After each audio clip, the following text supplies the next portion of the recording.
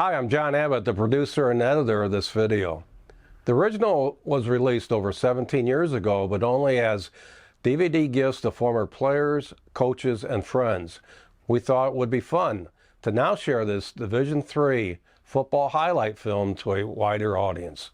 The video contains original footage of games, practices, and interviews of Paul Hoernemann's coaching career at Heidelberg University from 1946 to 1959.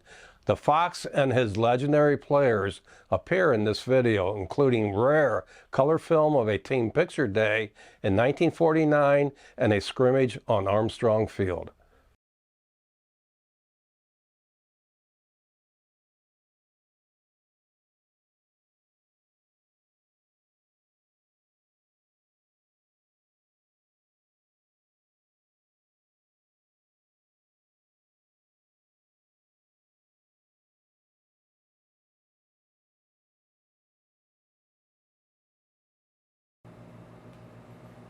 I'm delighted to speak on behalf of the Hoernemann area, the golden era of Heidelberg football. Coach Paul Hoernemann, known many times as the Fox, a teacher, our mentor, disciplinarian, a gentleman's gentleman. They often say that a coach, a team is an extension of the coach. And this is very true of Paul Hoernemann. He was quite a recruiter. Every time he recruited, he would always say, if you come to Heidelberg, the main goal is going to be for you to get an education. Education is most important in your career at Heidelberg. And he dressed the point, he dressed the part as a coach. He always wore a shirt and tie in the office, always wore a coat, tie, suit when he coached on the sidelines. Also a hat, much as many of the other coaches did at that time.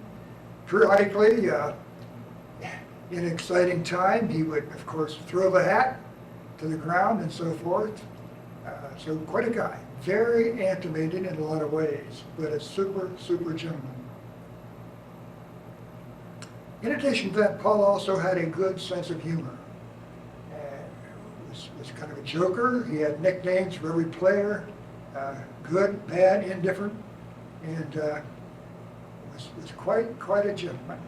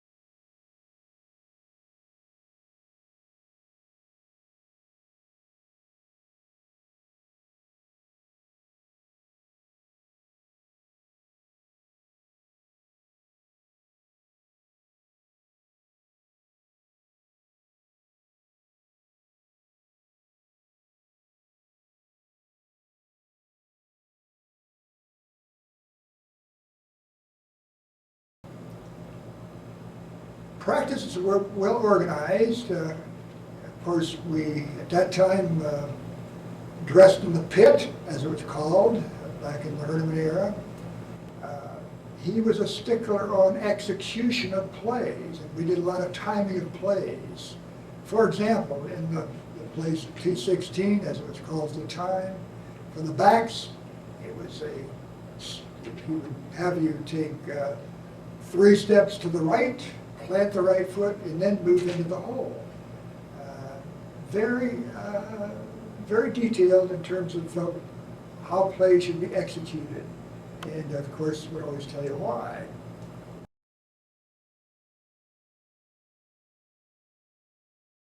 All of a sudden, players start yelling my name from down on the far side, and I'm running the offense with Hoernemann right there in the huddle, making sure everything is fine.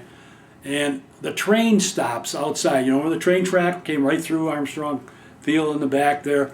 And all of a sudden, the train slowed down, and it actually stopped. And there's a guy hanging out the train, waving at all of us, calling my name like crazy. So, Coach, you know, looking at me, what's going on? You know, only like Paul Hoernemann do with that look. So we all took off and ran down to see the train. Here it was a former ball player of ours who played with us for a few years, and then he left school and he went to work on the railroad. As you, people from Tiffin area know, Willard was a place where the trains came in, came out, and here he is hanging out the train, yelling to Coach, yelling my name, you know, good luck with homecoming, this and that. And then the train went on its way, but it, you know, interrupted 5-6 minutes of practice for Coach Hoernemann. He just looked at me with that look, but he didn't really care. We had a good time about that.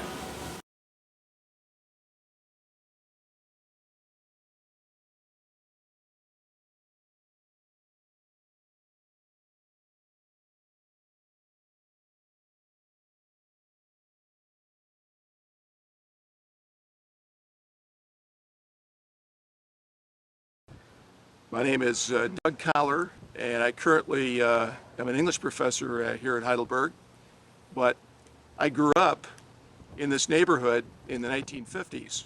In fact, our house was just back here on Stanton Street, and the Heidelberg football field, Armstrong Field, was a magnet for kids during the preseason drills and during the season. And we would come over to the field after school. We all went to College Hill School up the street, and we'd practice right along with the Fox and his players. We'd have football and throw it around and try to emulate Bill Groman or Walt Livingston, or my favorite Heidelberg name is Matt Rock. And we'd bug the managers to give us some equipment, and sure enough, if we were persistent, they'd throw us a couple of jerseys or a couple of old leather helmets or some pads. I had a black leather helmet, probably dating back to the 20s or 30s. I used to have it on my head and it'd wobble all over the place, but Heidelberg football was the only game in town. We idolized the players. We loved to be here on Armstrong Field, and being next to Heidelberg College campus as a kid was just about as good as it got back in the 50s here in Tiffin, Ohio.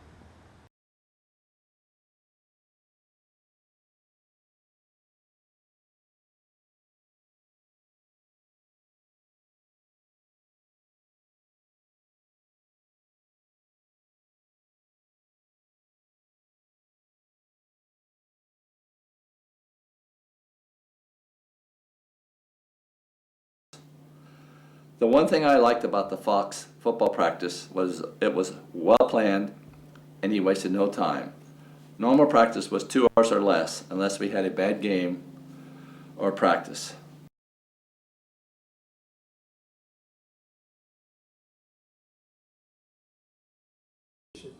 He would have us run 100-yard sprints after practice, and on that 80 and 90-degree weather, late in August, we'd run either 2 or 3 of those 100-yard sprints, you know, until we literally dropped from exhaustion. But later on, I could understand why he did that, because it made a difference. You can tell the difference. The other thing was he was really strong on fundamentals. You know, that practice means that. practice. You need to know your blocking assignment and get the timing down so that when you make your block and hold it just for a second or two, that back has time enough to receive the ball and get through the hole. That's why the repetition was so important. It got so boring after a while. You wonder why in the world you're doing this again. But after a while, when you look at the game films and you see where you made a mistake, where you missed the guy just a little bit and he bounces off of you, you see why the Fox wanted you to run those repetitions time and time again. Because it was hitting the block and the timing between the time you hit and the back got through the hole. You realize that after a while. It took me about 3 years to figure that out.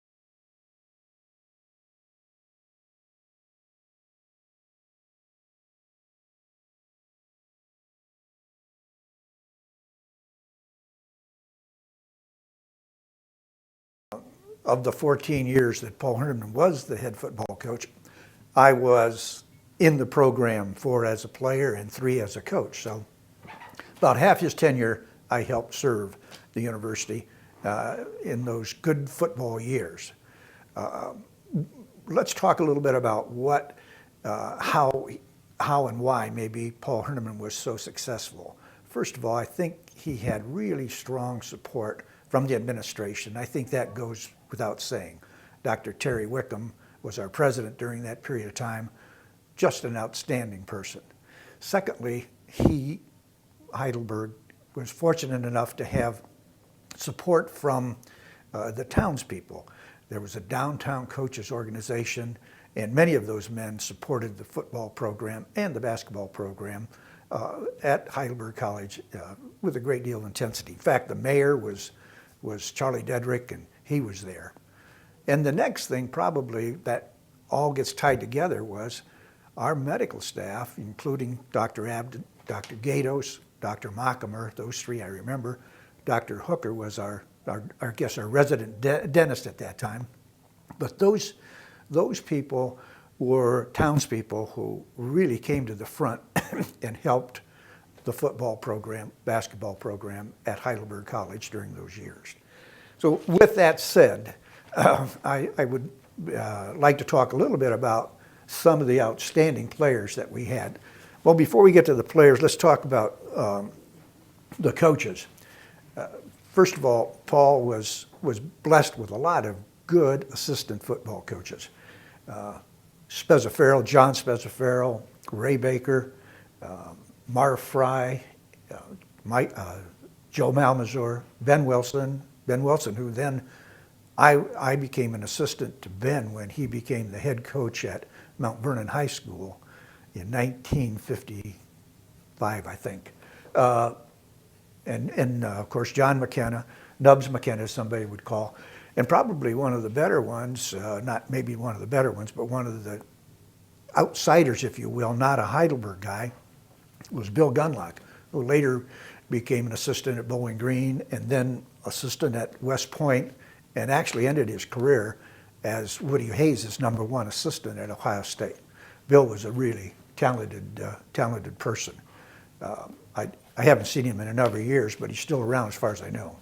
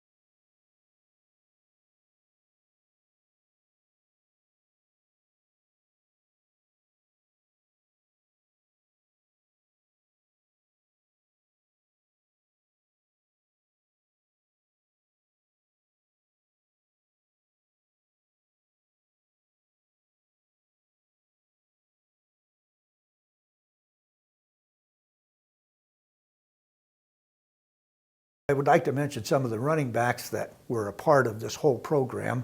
I guess we start with Cipriano and Paul Yockey and Bob Winterburn and Walt Livingston and Billy Groman. Certainly Billy was one that probably was the most gifted athlete that we had. He could play football, he could play basketball at a level much higher than the regular athlete that we coached in those days.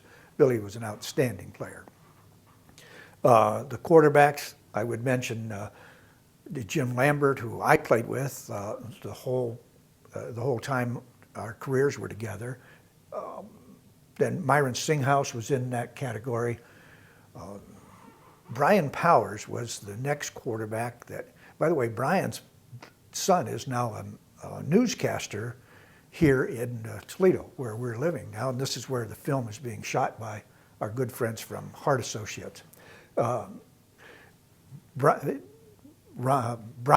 Powers was the father of Ron Power. I think we had a nickname for Beeb Powers, we called him. And the other quarterback I'd like to mention is Jim Gruden. Jim Gruden, of course, is the father of John Gruden, who's now the coach at the Tampa Bay Buccaneers. So I guess that's kind of the history of what college football at Heidelberg College in those 14 years that I was there. I went back, by the way, for one season. I left Toledo in 1970 and coached and recruited, I think, a quality group of young men who later became national champions at Heidelberg College after I left them. And I was back here then coaching at Toledo. I would like to mention a couple of nasty, hard-nosed linemen that I have a special affection for. Amlin, Gene Amlin, played tackle, and I was an outside linebacker, and he would knock everything out of the way, and I would get the opportunity to make the tackle. He was a real competitor and a really fine athlete. I know that we remember some of those guys more than others, but Jim Bokey was an outstanding player that that came to Heidelberg College as a non-starter in his high school career, but he was 6'6", and he was about 235 pounds when he came to Heidelberg, and he could run track, he could run competitively the 440. And he later became certainly an all-conference player, but more importantly, he went on and played pro football for the Dallas Cowboys, for the Detroit Lions, but I think he spent the majority of his time on the West Coast with the Los Angeles Rams, I think, at the time. They moved those teams around a little bit, but I think that's where he was. Paul Phipps and Alex Sorenko were a couple other players that were really good, outstanding. And Bruce Miller probably was one of the last of the good linemen that I had the opportunity to coach. You know, I kind of wandered around, and I hope what I've had to say didn't hurt anybody's feelings, but that those are memories that I cherish. I certainly enjoyed my years at Heidelberg, both as a player and as a coach. It's probably, I'm biased having played at that time, but it just seemed that our fans witnessed something that was very different. They saw a tremendous will to win displayed by us players who you might term the Foxmen of the 50s. We had many nicknames, the Hilltoppers and the Student Princes and Tricolor, but Foxmen of the 50s has a good ring to it, and I think that's a good place to put a handle on our triumphs of those wonderful years at Heidelberg. We had the Fox, Coach Hoernemann. He was an outstanding teacher, big-time motivator, and I mean just all-around great coach. I went on to play 7 years of pro ball after I left Heidelberg, and I'm here to tell you that he was every bit as good as any coach I had in the pros, and actually he was better than than 2 or 3 of them that I had. He did not like penalties, but we didn't always follow that. You know, if a guy knees you when you're trying to block him, you're watching for him later on to get payback, and you do. But Coach Hoernemann was not very tolerant of penalties, you know, unnecessary roughness, and we didn't have much of it. We really did.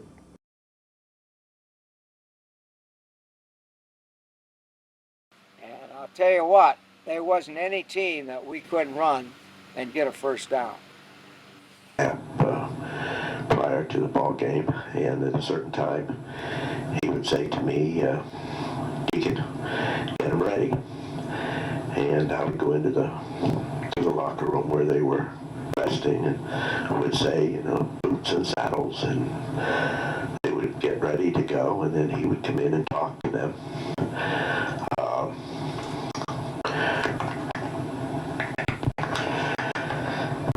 They would then go out for their warm-ups and would come back in, and he would go through some things about the ball game. There was always a praying of the Lord's Prayer, and then the team would go out to the field to play.